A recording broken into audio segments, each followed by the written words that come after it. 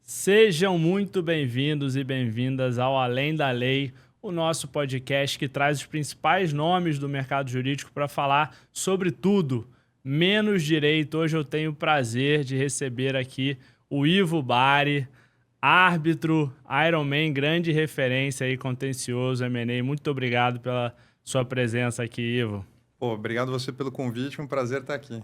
Ivo, cara, talvez uma história que eu nem tenha te contado, cara, quando a gente foi fazer a primeira reunião lá no BVZ, o Dani, né, irmão do Gabriel, o Gabriel tinha me indicado pro Dani, aí ele me chamou pra reunião, eu imaginei, pô, o Fred é sócio do Dani no tributário, os dois trabalham juntos no tributário, o Fred vai estar muito alinhado com o Dani, o Renato ali super gentil, eu falei, pô, esse Ivo, esse cara vai me dar mais trabalho, né? Esse cara aí parece ser mais arredio, assim. E depois, cara, a gente criou uma super relação aí e foi só uma impressão, né? Mas você tem um pouco disso. Então, cara, queria te trazer aqui já há algum tempo. Que bom ter você aqui com a gente. E eu queria que você contasse um pouco aí da sua trajetória para estar até você chegar até aqui. Né, estão aí hoje disputando, o BVZ disputando o Mid Law Firm of the Year, né, na Chambers agora. Então, pô, em muito pouco tempo, vocês chegaram muito longe, né? Então, conta um pouco sobre essa trajetória, sobre essa cultura do BVZ aí, que é tão forte e está fazendo tanto sucesso. Pô, legal, Fernando. Então, primeiro de tudo, obrigado de novo pelo convite. É um prazer estar aqui. Você, além de ter sido nosso consultor estratégico, a gente adorou o projeto que você fez lá no escritório, acabou se tornando um grande amigo também. Então, muito bom a gente conversar sobre esses vários temas além da lei no podcast. Cara, sobre a nossa trajetória, sobre as suas impressões iniciais de mim, depois a gente fala mais sobre isso. Boa. Mas mais gente já teve essas primeiras impressões aí? Pois é, mas, cara, sobre a nossa trajetória, né, eu e meus sócios no BVZ, elas são razoavelmente parecidas, né? Nós todos... temos uma trajetória acadêmica que a gente sempre levou muito a sério. Então, pô, fizemos faculdades de ponta na graduação. Depois, todos nós tivemos interesse para seguir para um mestrado, depois o doutorado. Nós quatro somos professores, damos aula atualmente no INSPER, os quatro.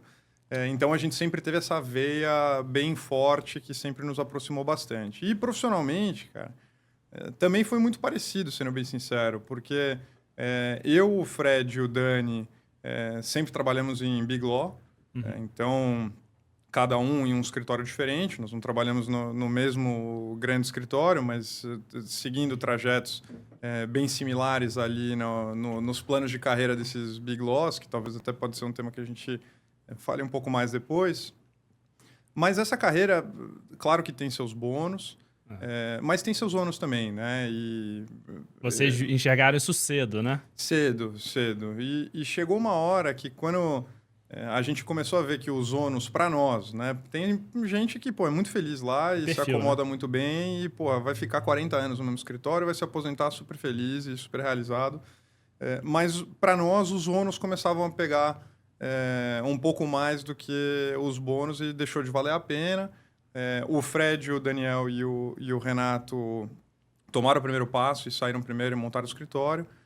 E aí eu, por uma questão circunstancial do Big Law que eu estava, já estava pensando em sair, pô, num chopp com o Renato, dizendo, meu, o que será que eu faço da minha vida e tal, naquelas famosas crises existenciais, né?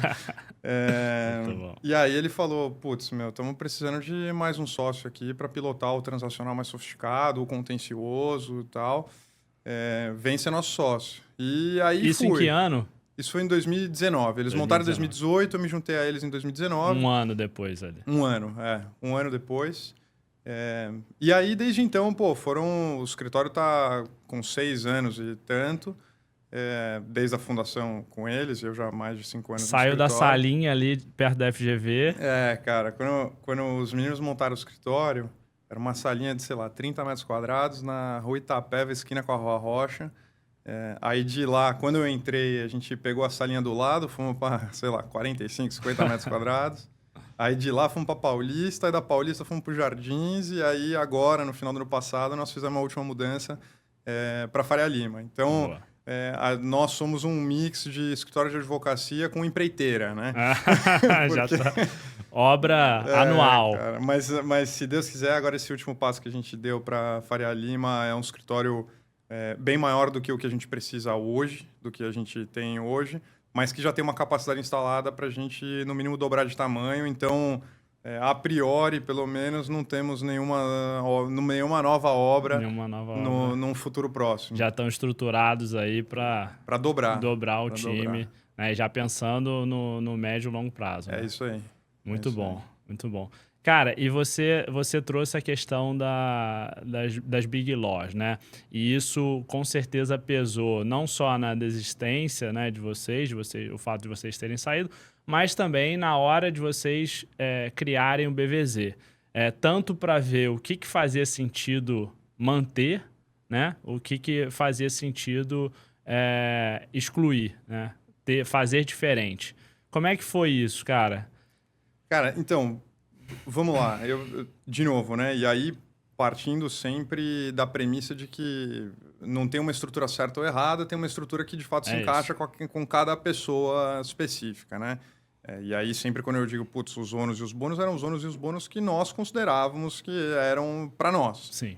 Que não necessariamente se aplica para todo mundo.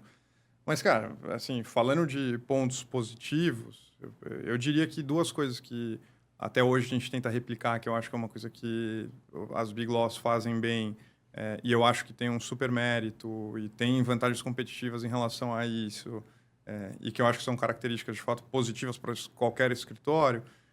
Um é organização e estrutura, então a gente vê uma tendência dos escritórios menores serem muito amadores na perspectiva de gestão, tanto de gestão de carreira dos associados, quanto de regras para a sociedade, quanto de procedimentos internos e tratamento de cliente, condução de casos. Então, essa parte de profissionalização da gestão, eu acho que é um negócio que os Big Laws fazem bem e a gente, obviamente, em menor escala, tenta implementar, que eu acho que é uma coisa boa.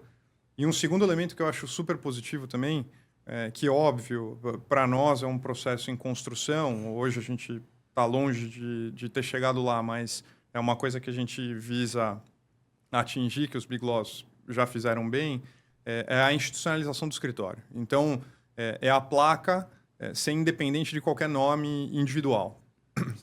Então, você vai contratar qualquer desses grandes escritórios, é claro que você tem o sócio referência, o sócio que vai te atender, é o seu ponto de contato, etc. Mas a placa daquele sócio, daquele escritório, já representa um padrão de qualidade, um nível de atendimento, padrões éticos, morais, etc., que o cliente ou o mercado está acostumado a esperar. Inclusive por ex-adverso, né? Quando você pega um escritório desse do outro lado, você tem certas premissas, boas ou ruins, daquela placa. Então é um negócio institucional e não é tão vinculado a uma ou outra figura individualmente, ou pelo menos esse é o objetivo, né? E para nós, é óbvio que nós ainda somos muito vinculados individualmente. É difícil acreditar que um cliente vai ligar lá no escritório e não estar atrás ou do Fred, ou do Dani, ou do Renato, ou de mim, individualmente, né? E sim pela placa BVZ. Não estamos nesse estágio ainda. Mas nós estamos num trabalho constante para tentar criar essa institucionalização até para o escritório se perenizar. Perfeito. Nos últimos 2 anos, vocês formaram 2 novos sócios. Formamos 2 novos sócios e eu acho que assim, o jeito que nós fizemos esses 2 novos sócios, a Lígia e o Arthur, no dezembro do ano retrasado, dezembro do ano passado, eu acho que também exemplifica o que a gente quer dizer com essa nossa institucionalização. Nós, desde a criação do escritório, a minha entrada, com 1 ano aí de vida do escritório, nós não trouxemos nenhum sócio lateral. E tanto o Lígia quanto o Arthur já estávamos com a gente há bastante tempo, ganharam nossa confiança, trabalharam muito, são pessoas muito competentes que a gente vê muito futuro. Então, os 2 novos sócios da sociedade foram orgânicos. Então, que carregam a nossa cultura, carregam o nosso padrão de atendimento a cliente, carregam o nosso padrão de rigor técnico. E é isso que a gente acredita. E eu acho que o movimento que a gente tende, ou pelo menos planeja ter para os próximos anos, é continuar fomentando os talentos dentro de casa, que são os caras que carregam o nosso DNA, né? Os caras que trabalham do nosso jeito, os caras que pensam parecido com a gente. e que vão ajudar a gente nessa curva de crescimento sem desvirtuar os nossos propósitos iniciais. E aí, tudo dando certo, com o crescimento do número de sócios orgânicos e com esse fortalecimento da cultura que a gente tenta colocar lá no escritório... Começa a despersonificar. Exatamente. E aí o sonho é que o mercado não veja mais o Ivo, veja o BVZ, não veja mais o Renato, Perfeito. veja o BVZ. Então, essas são as duas coisas positivas, né? Uhum. E as coisas negativas, que também podem ser positivas de um lado ou do outro, né? Mas as Big Loss, pelo tamanho que elas têm, elas demandam também um engessamento maior da carreira dos associados. Então, cara, tem uma fila de sociedade, tem um plano de carreira que não pode ficar fazendo exceção, ou não deveria fazer exceção. Não dá para subir tão rápido. Não dá para subir tão rápido.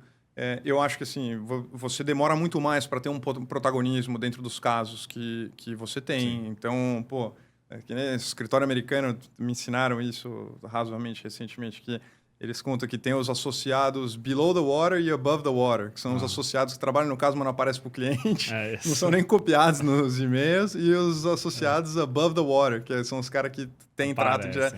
Então, assim, para nós, era um negócio que, óbvio, incomodava. A gente tinha uma inquietação e a gente achava que a gente estava performando bem o suficiente para progredir mais rápido, para ter mais protagonismo, mas naturalmente você tem barreiras institucionais ali que te travam. Para o bem e para o mal, né? O lado positivo disso é que todo mundo tem previsibilidade. Você sabe que é isso aí que vai acontecer. Você sabe claramente o que você tem que fazer para progredir cada um dos degrauzinhos todo ano. Você sabe o que é esperado de você para virar sócio, eventualmente, mas para nós a gente queria... As regras já estavam muito bem claras ali ou vocês tiveram conversas com outros sócios mais sêniores, alguém que trouxe esses insights para você e falou, olha, aqui é assim, é assado, ou isso já estava ali muito claro para vocês? Não, eu acho que é uma sensação uma sensação que vai sendo confirmada ao longo dos anos, né? Você vai pegando algumas coisas no ar ali, e aí você vai vendo que de fato são premissas que são razoavelmente verdadeiras, né? Tu conversava muito, tanto que você vê a alteração de mentalidade. Acho que quando eu comecei a carreira, quando eu era estagiário, nem cogitei trabalhar numa boutique, num escritório de médio porte. Eu queria trabalhar na grande placa, porque para mim é aquilo que representava um negócio de ponta e os casos sofisticados, e atender os clientes legais e tal. E quando eu comecei a trabalhar lá, os primeiros anos foram muito bons. Foram muito bons. E eu tinha certeza absoluta que eu queria percorrer uma trajetória de 40 anos no mesmo escritório e aposentar lá, porque eu achava que era isso que ia me fazer feliz.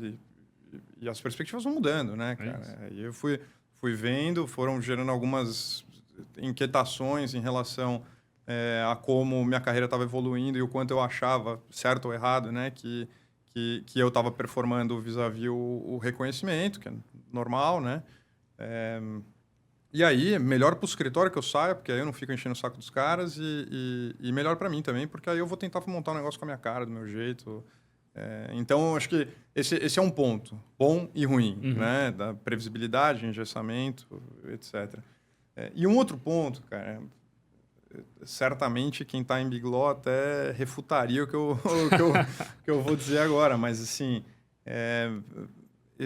eu vejo que a Big Law, pela estrutura de custos que eles têm, pelo tamanho que eles têm, o OPEX normal da operação dessa e a necessidade de gerar trabalho para tanta gente igual eles têm dentro das estruturas, cara, se você não é um cliente muito estratégico, muito grande, a tendência é que você seja relegado e não seja tratado com muita prioridade.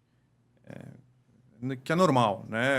Qualquer escritório, qualquer negócio tem que priorizar os clientes que, de fato... A regra do 80-20 lá, né? Você tem que, de fato, tratar muito bem quem está trazendo a maioria do seu resultado. E os caras, assim... O que tem de cliente insatisfeito, seja pela precificação, seja pelo atendimento, seja porque o sócio não é acessível para ele, etc. Provavelmente por conta do ticket do caso, alguma coisa assim... E os caras, esses clientes, eu via, eu falava, cara, isso aqui é uma baita de uma oportunidade, porque para mim esse cara é um O baita middle cliente. market, né? É isso. E o pessoal do middle market, eles devem contar a piadinha da consultoria. Você conhece? Não. O pessoal fica chateado quando contrata Big Law, assim como contrata Big Four. Você contrata o Ernest e leva o Young, né? Então... assim, tudo bem, é tudo uma questão de modelo de negócio, entendeu? De novo, eu acho que tem que, do mesmo jeito que os associados, os advogados têm que escolher qual que é a melhor estrutura que para eles individualmente trabalharem, o cliente também tem que escolher qual que é o melhor tipo de escritório que ele quer ser atendido, entendeu? Talvez tenha vantagem de você ser um cliente menor num escritório maior, talvez, assim, algum valor agregado de placa, de alocação de responsabilidade, mas a grande maioria deles eu comecei a observar que eu falei, cara, isso aqui são clientes muito interessantes, são casos complexos, são caras que têm disposição de pagar honorários legais e que não estão sendo suficientemente bem atendidos, ou pelo menos a expectativa quando eles contratavam um Big Law não estava sendo correspondida pelo nível de atendimento que eles estavam recebendo. E isso se comprova hoje, cara, porque, graças a Deus, eu acho que grande parte do nosso crescimento, desde que a gente abriu o escritório, vem desses clientes e vem de atuar com consciência no middle market, que para nós não temos fetiche nenhum de só fazer transação de bilhão ou de companhia aberta e sair na capa do valor. O que a gente quer é atender clientes legais, sofisticados, que são leais a nós, que confiam na gente, que fazem questão de nós sermos os advogados deles por qualquer que seja o motivo. E que, óbvio, né, sejam casos grandes o suficientes que a gente consegue cobrar honorários condizentes com o nosso estudo, o nosso preparo, a nossa dedicação na causa do cara. Foi uma estratégia que não foi vencedora porque não acabou, né? Então, está sendo vencedora. E é uma coisa... E esse middle market, atender grandes empresas familiares e empresários bem-sucedidos... Que geralmente você trata direto com os donos, né? Isso faz muita diferença também, né? Isso faz muita diferença. Faz muita diferença. E aí, de novo, né? Tudo é perfil. Eu acho que tem muitos sócios de muitos escritórios de vários tamanhos que adoram atender multinacionais e diretores jurídicos e estão acostumados e se dão bem com esse tipo de relacionamento. Mas, assim, eu, pessoalmente, claro, temos empresas, atendemos diretores jurídicos, o ponto nem é tanto esse. Mas, na minha opinião, são relacionamentos muito mais duradouros, leais, baseados na confiança, que geram valor tanto para o cliente quanto para nós, quando você está lidando direto com o dono da empresa e não com o executivo. Perfeito. E aí a gente associa a mesma coisa da Big Law com as grandes corporações, né? O diretor jurídico ali, muitas vezes, ele está dentro de um contexto que ele precisa mais se respaldar. Pô, eu contratei o Pinheiro Neto, eu contratei o Matos Filho, do que, de fato, poxa, eu contratei alguém da minha confiança aqui, mas se der algum problema, como é que eu explico? Porque esse escritório não tem uma placa, claro, etc. Então, ele fica muito nesse trade-off, né, entre, pô, eu vou pelo institucional aqui, depois me resguarde alguma coisa, ainda que eu contrate o Ernest, leve o Young, ainda que eu não lide direto com o sócio, etc., e tenha diversas questões aí com isso, ou eu vou bater no peito. E muitos optam por não bater no peito. Em alguns casos, principalmente, né? Esse caso aqui, cara, tá envolvendo o CFO, o CEO... Eu vou ter que reportar para a matriz, sei lá onde. É isso. Então, tem isso também. Você sente dessa forma? Eu sinto total, inclusive... Enfim, nós somos chamados a apresentar proposta para vários casos desses de multinacionais, etc., mas sim, eu sinto tem uma predisposição talvez até correta de que é melhor para esse tipo de empresa e para esse tipo de executivo contratar uma Big Law ao invés de nós. E para nós tá tudo bem, porque se a gente pega o caso excelente, a gente vai adorar trabalhar nisso, mas putz, o core do nosso negócio de fato conseguir construir uma relação de longo prazo e virar os consiglieres, aí os advogados de confiança de grandes empresários, ou de empresas familiares, ou de empresas que estão nesse middle market atendendo o dono. Eu estava tendo uma conversa muito interessante com um sócio de um escritório de São Paulo, que ele já foi um dos principais sócios de uma Big Law. E ele falou, Fernando, o único lugar que o modelo de Big Law faz sentido é em Nova York. Só existe um lugar no mundo que você tem, cara, abundância de capital, então ninguém tá nem aí de pagar $1.000, $2.000 numa hora, em colocar cap, etc. Esse modelo ele só se sustenta em Nova York. Nos outros lugares, esse modelo ele até que fez sentido por algum momento, em alguns momentos de boom econômico ou de muitas transações, etc. Mas, cara, isso em algum momento vai precisar ser revisto, né? Essa estrutura de você ter ali 50 pessoas numa área de M&A para caso surja uma transação, você ter time para atuar num big deal, né? Ainda que essas pessoas estejam ociosas, etc., porque você tem uma margem muito grande, você pode bancar essa ociosidade por um tempo, não tem problema. Isso é muito difícil de emplacar num cenário cada vez mais competitivo e que a gente vê que aqui no Brasil não houve consolidação, como muitos estavam esperando. O que a gente vê hoje é escritórios como o BVZ ganhando espaços de Big Law, porque querendo ou não, esse middle market que na Big Law era, de certa forma, deixado em segundo plano, por vezes, ainda que muitas consigam, né, tratar bem esses clientes, a questão não é essa. Essa fatia da pizza compunha também o faturamento, a receita desses escritórios e foi para outros. Claro. Né? E cada vez mais essa mentalidade tem sido de assim, cara, o que importa não é a placa, é o sócio que eu tenho confiança, etc. E aí a gente volta lá no início da nossa conversa. Você falou, olha, a gente quer construir uma placa aqui, mas a gente sabe que nos primeiros anos vai estar muito em cima dos sócios, e vocês construíram isso, e num perfil que eu acho muito vencedor, né? Que a gente tem algumas referências muito legais no mercado.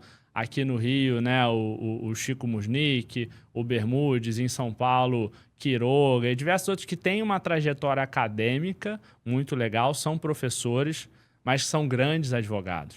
Né? E vocês trilham esse caminho, todos vocês 4 no BVZ, trilham esse caminho. Isso foi proposital? Vocês também tiveram... se espelharam em alguns advogados ou foi uma coincidência? Cara, eu vou te dizer com muita sinceridade aqui que foi zero estratégico isso, Zero tá? estratégico. Nós 4 perseguimos uma carreira acadêmica, não foi porque a gente olhou e falou, cara, vamos fazer um mestrado porque vai ser importante para o mercado, para a gente conseguir pegar... Foi nada, cara. A gente fez mestrado, doutorado, muita gente faz LLM fora, né, para ter mais... Cara, nós fizemos porque a gente gosta disso, cara. Legal. A gente gosta muito de estudar. Putz, o que a gente tem de conversas internas lá, até debates estratégicos, técnicos, doutrinários, não sei o quê, de, porra, ali um texto interessante, olha isso. É porque a gente é meio nerdão mesmo. Nerdzão, a gente gosta disso. Não foi para achar que isso é alguma alavanca que vai melhorar o nosso profissional. Depois de fazer o que a gente gosta... que a gente percebeu que, pô, dá para capitalizar nisso ainda, né? Mas, sem dúvida nenhuma, o driver não foi esse. O driver foi, pô, porque a gente tem um interesse acadêmico, a gente gosta disso. Hoje em dia, pô, dar aula, cara, são horários ingratos, no meio de uma semana corrida no escritório. Não é um negócio que remunera competitivamente em relação à nossa hora no escritório. Mas a gente não larga de jeito nenhum, cara. A gente adora. Porra, a gente adora. E é uma atividade prazerosa. Você fica sofrendo, né, o dia inteiro. Você acorda de manhã e fala, puta, grilo, hoje eu vou ter que dar aula à noite, cara. Até 11 horas da noite. Eu tô cansado, tô com um monte de prazo para entregar, não sei. Mas aí você vai... assim, você sofre até chegar lá na sala. Aí quando você chega na sala, você fala, puta, agora eu lembrei por que eu topo esses negócios. Porque é muito divertido. E fazem bem, né? Muita gente já falou, pô, vocês trabalham lá com o Ivo, do BVZ, dá aula pra gente lá no INSPER. Não, é muito legal. E aí, pô, é óbvio, né? Isso é, de novo, muito pessoal também, porque tem gente que acha um saco ter que estudar para um mestrado, para um doutorado, ter que preparar a aula, ter que ir lá aparecer, ficar falando na frente de 40, 50 pessoas por 3 horas seguidas. Ainda mais na USP, que é pouco concorrido, mestrado, doutorado, né? Mas para nós, cara, é um negócio que sempre foi muito indolor, assim, porque a gente fazia por prazer. E depois a gente percebeu que, pô, isso aí dá autoridade. Dá autoridade. E para além de a gente se divertir e dar autoridade, é engraçado porque gera negócio mesmo. Sim. Gera negócio. Eu tenho um monte de ex-aluno meu do INSPER que depois de eu dar aula o cara virou nosso cliente. Ou o cara virou nosso parceiro, ele capta um caso que não é o know-how específico dele, passa para a gente toca em parceria. Então, para além de ser prazeroso e gerar qualquer que seja essa autoridade, ainda gera negócio. Então, no final das contas, foi ganha, ganha, ganha, né? Ganha. Mas foi por acaso. Foi porque a gente perseguiu um negócio que a gente achava legal e acabou que era um investimento correto. Boa. E o investimento, você falou em autoridade, né? Eu lembro que eu fui lá na reunião com vocês e aí tem várias plaquinhas de todos os rankings que você possa imaginar e vocês conquistaram esses rankings desde muito cedo. E aí, hoje em dia, muitos escritórios, muitos sócios me perguntam, poxa, os rankings ainda vale a pena? Vocês vão disputar agora o Middle of Firm of the Year na Chambers. Muitos falam, Chambers vale a pena, outros nem tanto, enfim, alguns citam outros também. E vocês estão, basicamente, acho que em todos os rankings, ou quase todos aqui no Brasil hoje. Então, fala um pouco sobre essa estratégia que vocês consideraram desde o início, né? Cara, sempre foi uma coisa que a gente achava que era bastante importante, talvez por dois motivos principais, né? Primeiro, a gente tem um número desproporcionalmente grande de clientes estrangeiros na nossa carteira. E cliente estrangeiro liga bastante para ranking. Ainda mais porque não conhece o mercado brasileiro. Muitos seguiam pelo site dos rankings para contratar. Então, o cara vira e fala, por qualquer motivo ele chegou na gente, mas dá uma validação de que nós não somos aventureiros se ele jogar o nosso nome ali no Google e aparecer que a gente está em vários rankings. Então, acho que para cliente estrangeiro importa bastante. E eu não acho que é um negócio determinante na origem. Eu não acho que... por si só. Eu acho que algum cliente contratou a gente porque ele falou, putz, preciso de um advogado de contencioso. Ele vai lá, abre a Chambers, vê o nosso nome, puxa o telefone e liga lá no PABX, leva, quero falar com o Ivo porque eu achei ele no ranking. Eu não acho que é isso que acontece. Mas eu acho que é um negócio que ajuda a tirar dúvida. Se ele recebeu 2 recomendações, nossa e de outro escritório, e ele está na dúvida de quem contratar, ele vai ter que arrumar algum elemento externo. Então, o negócio de ser professor é um elemento externo que dá alguma diferenciação na hora de contratar. Você está nos rankings, é outro, né? E outra coisa que eu acho que importa muito, que hoje, graças a Deus, a gente tem também bastante, é track record, né? O cara também, na dúvida, ele fala, quantos casos iguais ou parecidos ou análogos você já fez antes, né? Para garantir que a gente sabe o que está fazendo.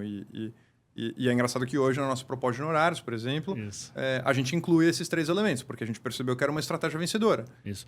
E uma estratégia também para combater algumas objeções por conta da idade, porque vocês são muito novos e isso surge também, né? Não tenho dúvida. Essa resistência.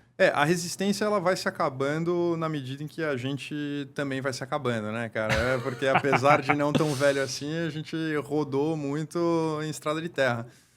Então, eu acho que hoje a galera nem olha como olhava no começo do escritório. Sim. E falava, esse menino aí, né? Os 6 anos de BVZ, acho que me envelheceram uns 18 anos. Então, mas eu não tenho dúvida. Eu acho que quando você está concorrendo com outras pessoas mais cabeça branca, você ter essas outras certificações, entre aspas, né? De mercado, de track record, de ranking, de aula, de mestrado e doutorado, acho que faz uma diferença para virar e falar, o cara é moleque, mas ele já fez alguma coisa na vida, entendeu? É isso. É a diferença entre questões de ego e posicionamento. Sim. Aqui está muito ligado a posicionamento. Porque esse é meio que o modelo mental em São Paulo, né? Eu lembro da primeira reunião que a gente fez, 2 perguntas, né? Cara, quais escritórios você atende? Onde é que é o seu escritório? Isso é meio que o modelo mental em São Paulo e vocês recebem essas perguntas dos clientes, replicam essas perguntas para quem presta serviço para vocês e é assim que funciona. Total, né? total. E a gente sente que fez diferença, especialmente no começo, né? E até pelo nosso posicionamento, a gente nunca quis e, em certa medida, nunca pegou, salvo algumas exceções específicas, casos simples, não sofisticados, pequenos. A gente sempre se posicionou como um escritório para resolver problemas complexos, né? Então, quando um cliente vai lá no escritório, ou um potencial cliente, né, vai lá no escritório e vai falar comigo, das duas uma. Ou ele provavelmente está querendo fazer um negócio da vida dele, que é vender a empresa que ele passou uma vida construindo, ou várias gerações da família dele construindo, ou ele vai tocar a briga da vida dele, que provavelmente é uma briga societária dentro dessa empresa. Então, é uma decisão para ele. Acho que tem poucas mais importantes do que escolher um advogado para esse momento, né? Na vida empresarial do cara, né? Óbvio que escolher a esposa dele é mais importante do que ele me escolher. E cuidar dos filhos é muito mais importante do que escolher o advogado. Mas, assim, na vida profissional dele, nós estamos com o cara nos make or break moments, entendeu?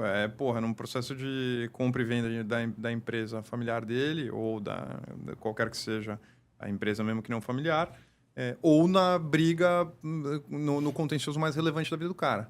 Então, é óbvio que antes dele confiar a gente com uma tarefa desse tamanho, dessa importância para ele, ele quer saber que ele está deixando em boas mãos, né? E esses gabaritos aí vão tranquilizando o cara de que ele não precisa deixar no cabeça branca, ele pode deixar com a gente, que a gente sabe o que está fazendo.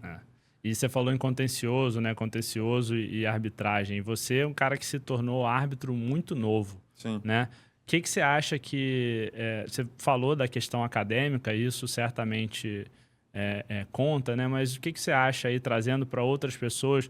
O mercado de arbitragem é um mercado que todo mundo olha muito como um mercado sexy, né? Um mercado glamuroso. Para outros advogados e advogadas que querem entrar para esse mercado, o que você acha que fez sentido aí para você dentro da sua estratégia? Cara, eu gosto muito do mercado de arbitragem. A gente tem muita arbitragem lá no escritório, tanto como advogado quanto como árbitro. E é um mercado que a gente quer continuar atuando, porque a gente realmente é uma atividade muito prazerosa. Advogar na arbitragem, prazerosa para nós, né? A gente acha. A gente adora advogar em arbitragem e eu e o Renato, especialmente, a gente adora atuar como árbitro.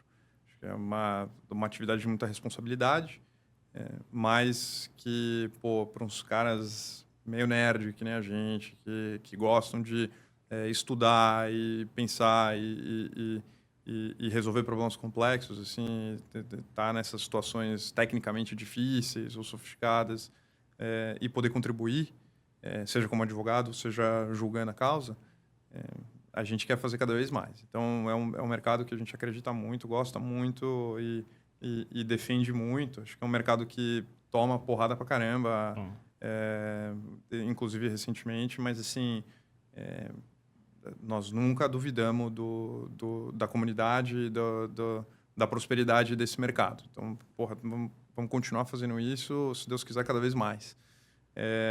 E sobre ser árbitro, é engraçado, porque eu acho que é um pouco de oportunidade. Assim, eu não saberia replicar o porquê que hoje eu consegui ter várias nomeações de árbitro e atuar nisso. Talvez Foram a primeira. Várias coisas.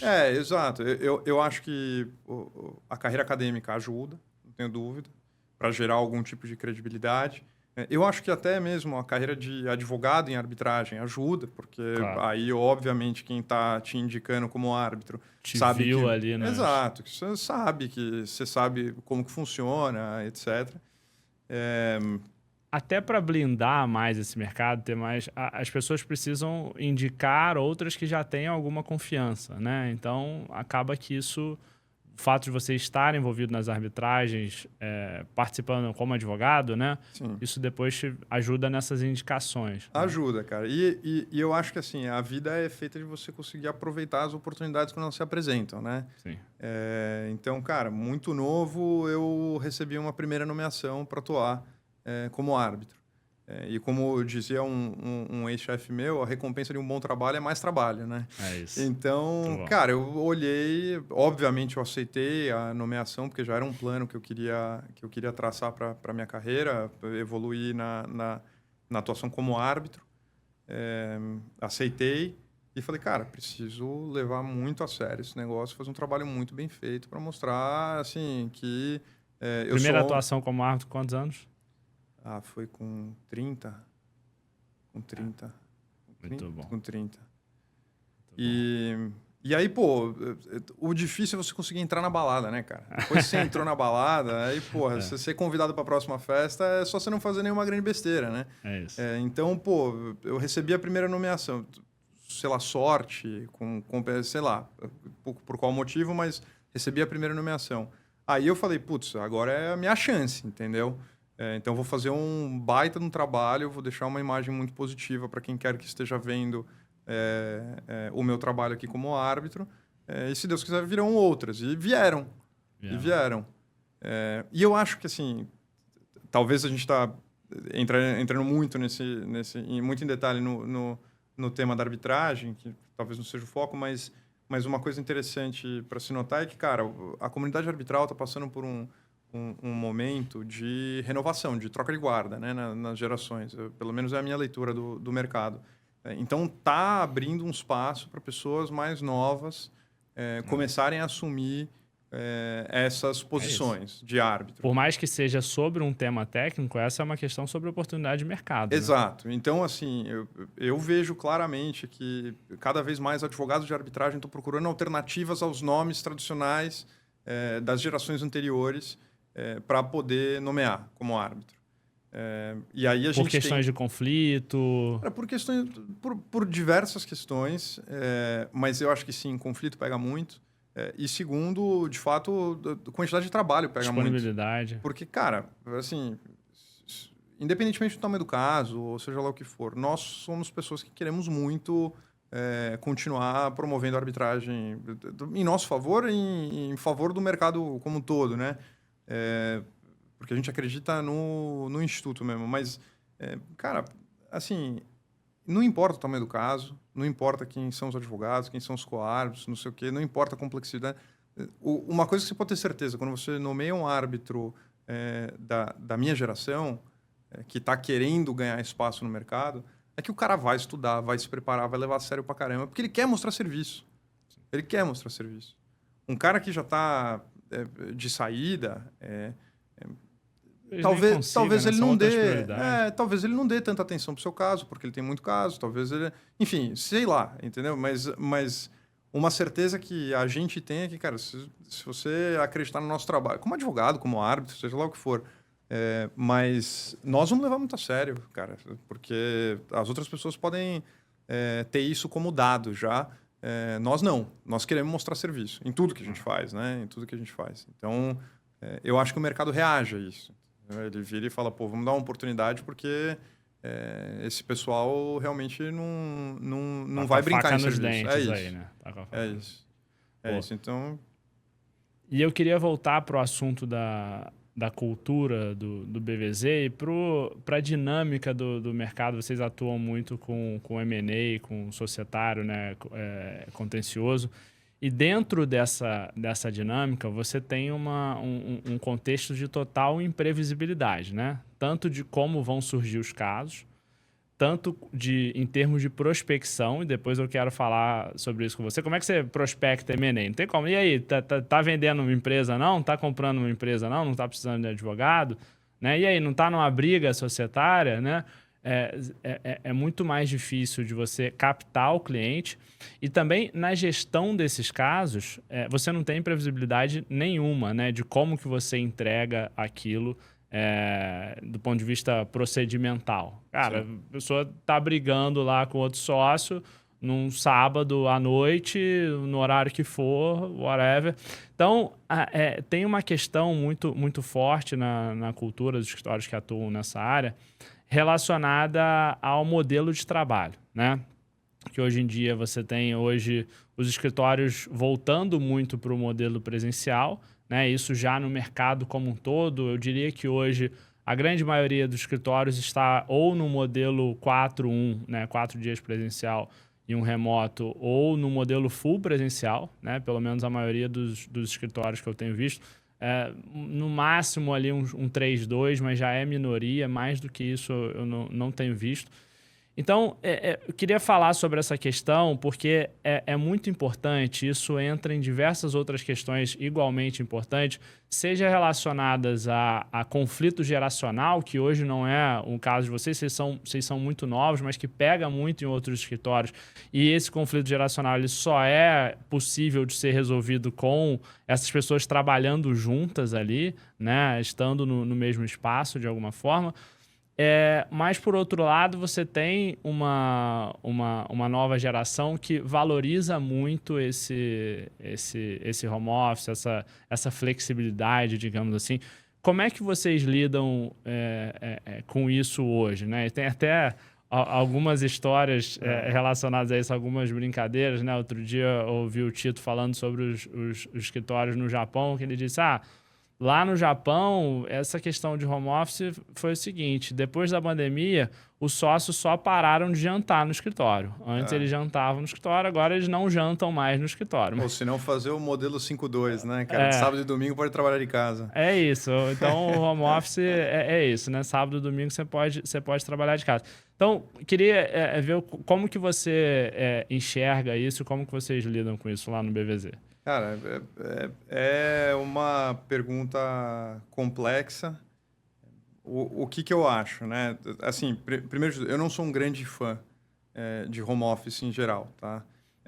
De novo, pessoal, eu acho que cada um tem o jeito que acha melhor de administrar a própria vida, de administrar o trabalho, etc. Mas, assim, eu e meus sócios, e isso se reflete na cultura lá do escritório, nós gostamos muito do trabalho presencial, por vários motivos. Inclusive pela camaradagem, cara. O nosso trabalho é estressante pra caramba. A gente puxa muita hora de serviço toda semana. Você ter aqueles 15 minutinhos no cafezinho, você conseguir sair para almoçar com a sua equipe.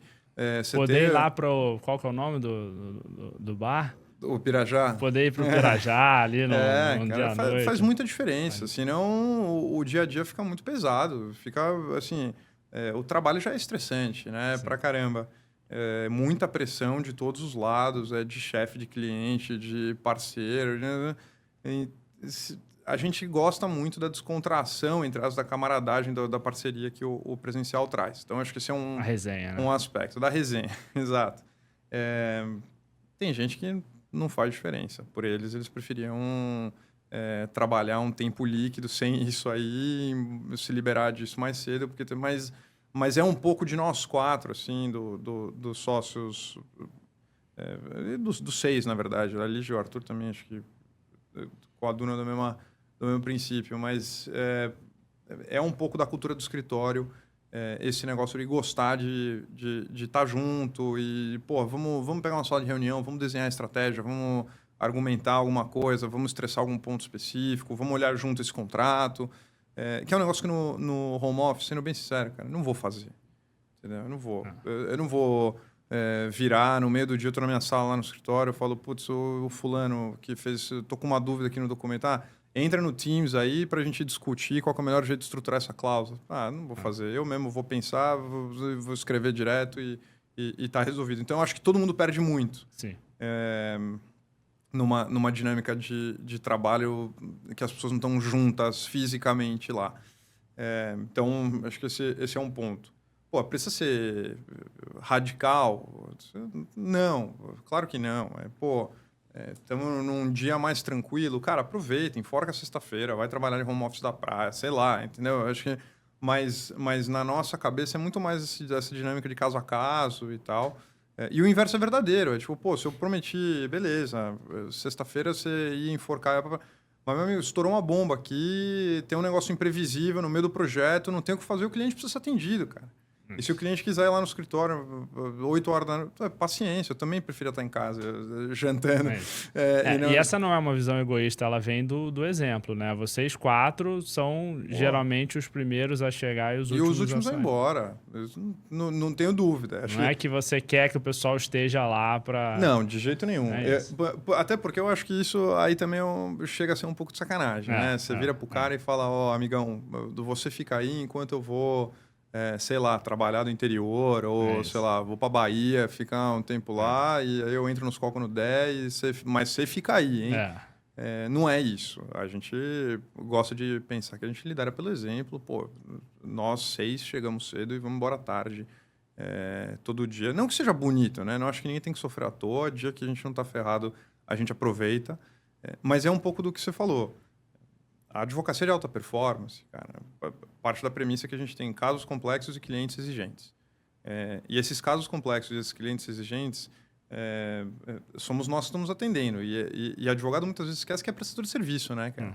A gente está aqui para agradar cliente, para resolver o caso do cara. Então, se estoura uma bomba no caso, bloquearam as contas do cliente no meio de uma briga societária, não sei o que. Não vai esperar para ligar amigo, segunda no primeiro horário. Cara, desculpa, assim, eu também não estava planejando ter que varar uma noite escrevendo uma petição para tentar reverter esse bloqueio. Senão eu não queria ter que trabalhar no sábado e domingo para fazer isso. Mas pontualmente você vai ter que fazer. Acho que se isso está acontecendo com você todo dia, todo fim de semana, por um grande espaço de tempo, aí de fato tem alguma coisa errada. Sim. Aí, de fato, tem alguma coisa errada. Mas, pontualmente, você, advogado de alta performance, ser chamado a trabalhar até mais tarde quando você não estava esperando, ou trabalhar um fim de semana, ou ter que abrir mão de uma viagem ou um jantar, porque você precisa atender um cliente. Cara, é da natureza do trabalho. É da natureza do trabalho e é coerente com a urgência e a relevância do tema que você está tratando. Você não vai virar para o cliente e falar, cara, dorme aí mais uma noite com as contas bloqueadas, porque, putz, hoje eu já tinha combinado de tomar chopp com os meus amigos, entendeu? Não vai. É uma questão de prioridades e é da natureza do trabalho. E no transacional é a mesma coisa. No transacional, é aquele negócio de aproveitar oportunidades. Várias vezes eu peguei casos de M&A que, no final das contas, nós pegamos o caso porque a gente tinha disponibilidade. Porque o cara ligou no escritório antes e falou, meu amigo, entrou uma baita de uma oportunidade, mas a gente precisa fazer do zero ao closing da operação nos próximos 4 dias. Você consegue? Tá afim? Fica trancado numa sala, sei lá quantas horas por dia, negociando esse contrato, porque se não sair em 4 dias, não sai mais. E aí o cara, não, mas veja bem, eu tô com o pipe, assim... Aí o cara liga para mim, vambora, cara. Assim, a resposta é sim, depois eu vejo como eu vou fazer. Para resolver, vou reequilibrar minha agenda, vou ver como que a gente consegue remanejar, um sócio cobre o outro, aí a gente vai... mas vambora, vamos fazer acontecer. Nós estamos aqui para fazer acontecer, né? Não estamos aqui para falar não para o cliente, ou putz, nesse prazo não dá, ou putz, nessa estrutura não funciona. Nós estamos aqui para dizer, cara, sim, vamos resolver. Vamos resolver, de algum jeito. Talvez não do jeito que você inicialmente estava pensando, mas nós vamos dar um jeito. É isso. E isso reflete, né? Eu acho que tem toda uma lógica aí em cima disso. A primeira pelo exemplo, né? Isso reflete pelo exemplo. E a segunda que, cara, vocês formaram 2 sócios nos últimos 2 anos. Isso passa um recado pra galera que, olha, a gente não tá fazendo isso de sacanagem. A gente está dando exemplo. E quem, né? E isso vem dando certo para as pessoas. Vocês têm aqui o exemplo da Lígia e do Arthur, Total. que essas pessoas estão aqui. A Lígia estava até mais tempo, mas o Arthur virou sócio o quê? Com 3, 4 anos de escritório, alguma coisa assim. Né? Então, assim, essas pessoas que ficaram aqui 3, 4 anos e se tornaram sócias, óbvio que se a pessoa entrar muito júnior, esse contexto de 3, 4 anos vai ser um tempo maior. Mas, cara, você tem esses cases aqui que isso acontece. Você tem o exemplo do sócio. Então, você cria todo uma narrativa que faz sentido dentro daquilo e as pessoas veem essa perspectiva. Então, realmente... Tem espaço. Tem espaço, né? Mas, cara, essas são as regras do jogo, né? Você quer jogar um jogo diferente, você tem todo o direito de jogar um jogo diferente. É isso, mas em outro lugar, que se encaixa melhor. Exatamente. E o ponto é esse. Acho que, voltando para a história dos Big Laws e etc. Cara, para nós não funcionava esse esquema. é culpa do Big Law que eu não fiquei... Claro que não. Eles estão fazendo o negócio deles, que funciona para eles. E eu vou fazer o negócio que funciona para mim. O nosso time, a gente gosta de acreditar que é um time que tem um alinhamento, pelo menos esses princípios básicos de como conduzir o trabalho, com o que a gente pensa que é o correto atendimento ao cliente e com o que a gente pensa que é o correto comportamento e performance de um advogado. Que são as regras que a gente aplica a nós mesmos, não são regras diferentes, são as regras que a gente aplica a nós mesmos. E aí estamos querendo montar um time em todos os níveis na estrutura que pense desse jeito. Precisa ser exatamente igual a gente? Claro que não, né? Temos várias diferenças, ninguém precisa concordar com tudo, etc. Nunca vai ter um lugar perfeito para todo mundo e é normal. E na medida que a gente vai crescendo, sempre vai... Mas, assim, se for uma insatisfação fundamental, assim, se for um negócio muito relevante, cara, assim, então eu acho que todo mundo tem o direito de ser feliz, entendeu? Vai achar um lugar que acomoda melhor, não tem problema nenhum. Zero mágoa, zero estresse, assim, mas o modelo aqui é esse. Estamos super abertos a ouvir, estamos super abertos a melhorar, porque a gente erra muito. Cara, nós somos 4 advogados, não somos 4 empreendedores, administradores de empresa, gestores, nada disso. Nós fomos montando um avião muito durante o voo, então a gente foi fazendo muito mais por instinto do que por estratégia. E a gente começou a organizar a casa quando a gente contratou você, sei lá, 1 ano e meio atrás, 2 anos atrás. Antes disso era no achismo. Intuição. E na hora que dava, agora nós estamos fazendo... E temos um longo caminho a percorrer ainda para corrigir as coisas que a gente faz errado, para melhorar tudo que a gente pode melhorar. Hoje, pelo que você me falou, a gente já vai aumentar a meta, né? A meta já vai crescer bastante. Mas eu não tenho dúvida que, cara, a gente tem que melhorar muito e por isso a gente sempre é muito aberto a ouvir do time o que eles acham que está indo bem e o que não está. Mas eu acho que tem premissas fundamentais que você tem que estar alinhado com a liderança, cara. E a liderança, por bem ou por mal, somos nós. Então, se tem um desalinhamento muito estratégico, você olha pro Renato, pro Daniel, pro Fred, para mim, e fala, eu não tenho nada a ver com esses caras, não concordo com nada que sai da boca deles. Eu acho que a chance de dar certo no nosso escritório vai ser pequena, né? Não tem muito o que fazer. E um outro ponto que muitas pessoas tocam também falam assim, o cenário em tal escritório é competitivo.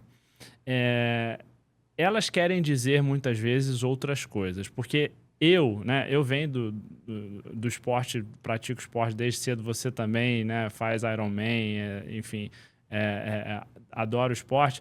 E, cara, a competição, ela tá no nosso DNA. E se você pega o modelo mental dos principais rainmakers hoje, cara, essas pessoas são competitivas por natureza, elas são muito, muito competitivas. Não adianta, isso está na minha essência, provavelmente está na sua. E eu vejo até certo ponto, né, você se conhecendo e sabendo lidar com isso, como até uma qualidade, né? É óbvio que você precisa mesclar ali colaboração com essa competição, né? Cara, não é que assim, são 4 sócios e são 4 escritórios. Não, eu tô trazendo caso pro Fred, o Fred traz caso para mim, o Dani, o Renato, tá todo mundo trazendo caso um pro outro, né? O modelo de remuneração de vocês, inclusive, estimula isso, Sim. né? Mas, cara, não tem como não ser um cenário competitivo, né? Eu queria a sua opinião sobre isso. Eu acho que você matou aí a charada quando você fala que, assim, as pessoas querem dizer outras coisas quando falam sobre a competitividade nos escritórios. Eu acho que tem muito instinto competitivo que é muito saudável. Sim. E muito que é prejudicial pra caramba. Graças a Deus lá no escritório eu acho que a gente tem uma competição muito saudável. Especialmente porque a competição lá não é excludente. E isso está se comprovando a cada ano que passa. Não é um jogo de soma zero. Não né? é um jogo de soma zero, cara. Eu acho que é óbvio, é natural que você quer cada vez ir melhor, é natural que você vá se comparar com seus pares, isso em todos os níveis, né? Os sócios se comparam, os sêniores se comparam, o pleno, o júnior, o estagiário. Tem as referências. Né? Agora, cara, a diferença é a seguinte... Num escritório com a idade do nosso, no nível do nosso, com a curva de crescimento que tem o nosso, os estagiários têm que sempre estar competindo ali, claro. Porra, quem que vai ser o melhor estagiário, sabe? Quem que vai pegar os casos mais legais, quem que vai ter mais autonomia, os júniores a mesma coisa e tal. Mas não é aquele negócio que um tem que puxar o tapete do outro, cara, porque tem espaço para todo mundo. Tem espaço para todo mundo, entendeu? E mesmo nos níveis mais acima, assim, quando você vai progredindo na carreira, cara, a nossa estrutura não é piramidal. Então não é que vai afunilando e aí, pô, se tem 2 sêniors da mesma área, cara, fight to the death aí, porque só vai um dos dois virar. Não, claro que não. É bom que eles concorram no sentido de que, pô, vamos se melhorar. E pode ser que um vá primeiro, mas... É isso, e eu tenho um driver de, porra, fazer mais e fazer melhor e trazer mais cliente, ou seja lá qual for o objetivo do cara individualmente. Mas o sucesso de um não é o insucesso do outro. Então eu acho que essa competição é muito legal. Quando você evolui para uma competição que aí deixa de existir a camaradagem, a colaboração entre eles, apesar de existir o instinto de que cada um quer sempre, claro, ser melhor, e aí vira um negócio de, porra, para eu dar certo eu preciso prejudicar o cara, aí ferrou. Aí ferrou e, assim, eu acho que uma das coisas que a gente preserva muito lá no escritório é ambiente, a parceria entre todo mundo nos diversos níveis da nossa escadinha lá do plano de carreira. E eu acho que a gente tem feito um bom trabalho sobre isso. Também não é perfeito, acho que tem várias coisas que a gente tem que melhorar ainda, mas acho que a gente tem feito um bom trabalho. Acho que o clima é legal, eu acho que a galera se gosta. Sim. E eu acho que por mais que tenha esse instinto de, pô, quero ser o melhor... eu fui no seu casamento, estava quase todo mundo do escritório lá no seu casamento, né? Sim, sim. E eu acho que eles se ajudam muito, tem uma camaradagem, apesar de, claro, todo mundo ter os seus objetivos individuais. Isso é muito legal. Boa. Ivo, agora a gente vai entrar numa série das perguntas papum, né? Perguntas ali de resposta curta. Vamos lá. Crescer até certo ponto ou o céu é o limite? Cara, crescer até certo ponto, eu acho.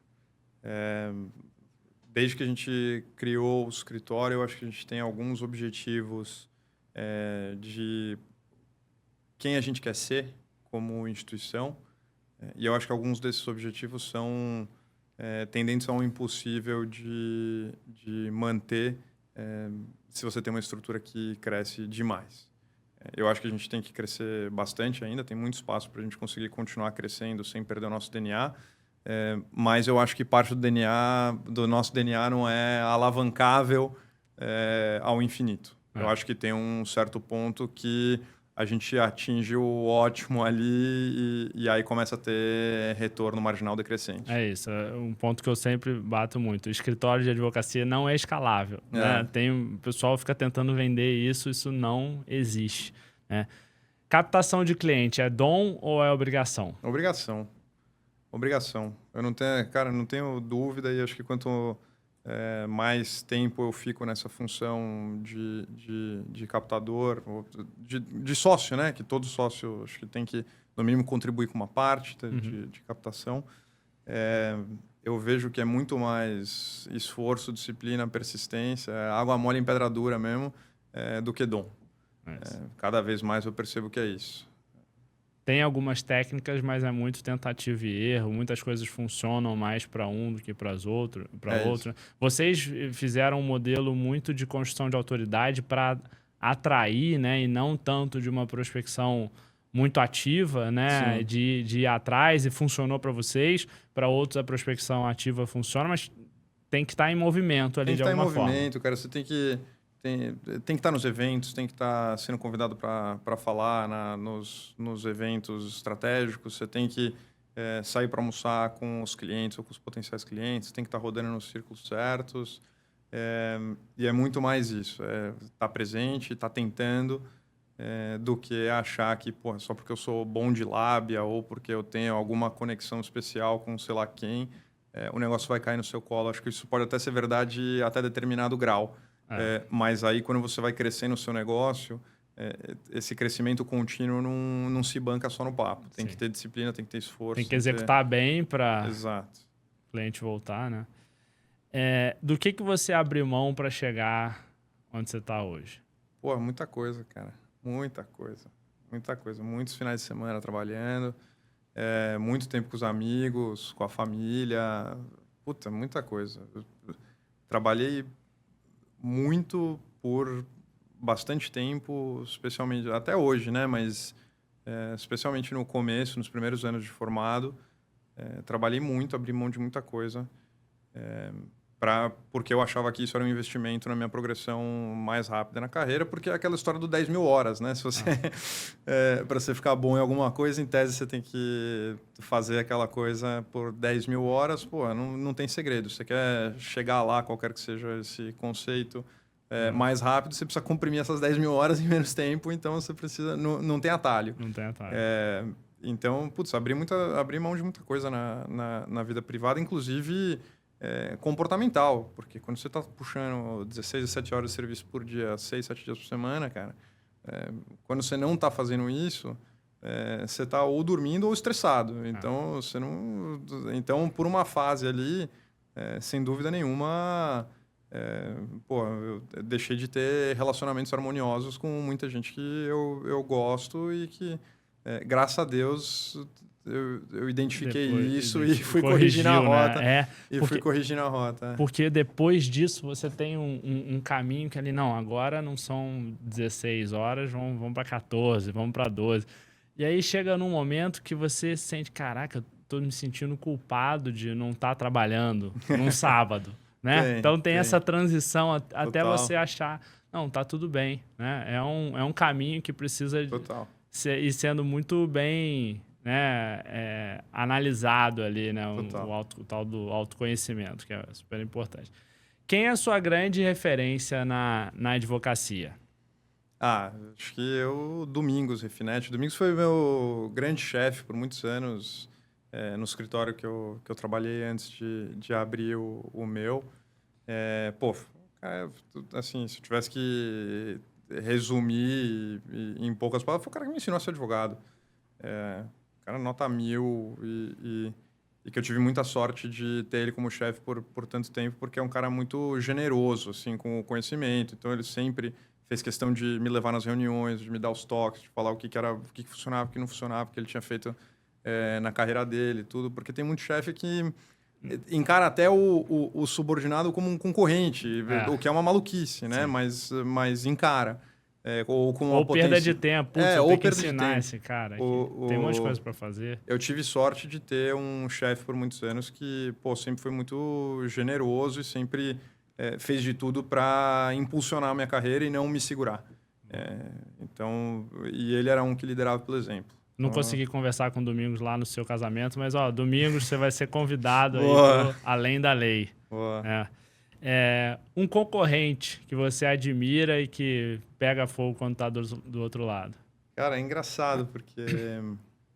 tenho até medo de falar alguns nomes, porque imagina se os caras acham que são muito mais importantes do que eu. E aí eu vou falar que eu sou concorrente dele, ele vai falar, não, o Ivo não é meu concorrente, tá louco? É muito menor do que eu. Então, talvez não concorrentes, mas pessoas que eu admiro, que trilham carreiras fora desse Big Law e montaram coisas muito bacanas. Foi o pessoal do Fernando Gentil Monteiro, do Terence Behrens lá, do GVBG, e o Guilherme Sitoguchi. Super, escritório referência, cara jovem, muito bom tecnicamente, enfim, são mais referências que a gente tem, né, do que, de fato, concorrentes, mas são caras que a gente olha e na medida do que a gente acha que encaixa no nosso modelo e no nosso momento, a gente tenta emular, né, aprender com quem a gente acha que está fazendo bem. E referências na PF e na PJ, né, que são pessoas Total. Em breve a gente tem que correr um Ironman junto, hein? Pô, tomara. Agora meu filho vai nascer, esse ano vai ser complicado. Já tem a maratona. Mas ano que vem, ano que vem a gente corre um Ironman junto. Cara, mensagem final aí da nossa conversa que você queria deixar pro pessoal. Fica à vontade, esse espaço aí, deixar aberto para você. E te agradecer aí por essa conversa maravilhosa. Pô, que nada. Eu que agradeço. Foi excelente. Acho que tem... Até nem me considero um cara que consegue dar grandes mensagens inspiradoras para as outras pessoas, mas, assim, se eu tivesse que dizer alguma coisa de experiência própria é que a advocacia não é uma carreira de um dia para o outro, que você chega a um lugar, acho que tem fases bem desafiadoras. Consistência, paciência. É isso, no começo da carreira. Então, se é um negócio que você gosta de fazer mesmo e você vê uma perspectiva de longo prazo que vai te deixar realizado na carreira, aguenta firme aí no começo, porque melhora depois. Buscar um mentor, né? Essa sua relação com o Domingos foi algo que te ajudou muito nessa trajetória, né? Que é algo que faz sentido. A gente vive hoje numa questão de conflito geracional, né? De que algumas ideias são meio que contrapostas, né? Como se tivesse ali lado A, lado B entre gerações, né? Os baby bloomers é isso, geração X é aquilo. E você acaba meio que criando, né, uma distância entre essas pessoas, né? E isso não faz o menor sentido. Menor sentido, né? Quando que você pode unir, né? Principalmente num cenário agora com um avanço de tecnologia, que você precisa unir cada vez mais, e a experiência dessas pessoas vai ser super importante também, enfim. Então, esses insights aí que você deu são muito valiosos. Cara, queria te dar os parabéns aí por tudo que você construiu, te agradecer muito por estar aqui. Obrigado, e para você também, a gente torce muito pela FXX. Né? Maravilha. Obrigado, pessoal. Então, esse foi mais um episódio do Além da Lei. Se vocês ainda não seguem a gente aí no Spotify, no YouTube, sigam e acompanhem, porque nós vamos estar aqui com as principais referências do mercado jurídico para ter essa conversa franca sobre temas não relacionados ao direito especificamente, mas relacionados ao mercado e questões de captação de clientes, questões de gestão, questões de modelo mental dessas pessoas. A ideia é trazer para entender o modelo mental dessas pessoas que estão hoje trilhando caminhos muito bem-sucedidos no mercado jurídico. Então, nos acompanhem por aqui. Obrigado pela audiência e até a próxima. Boa.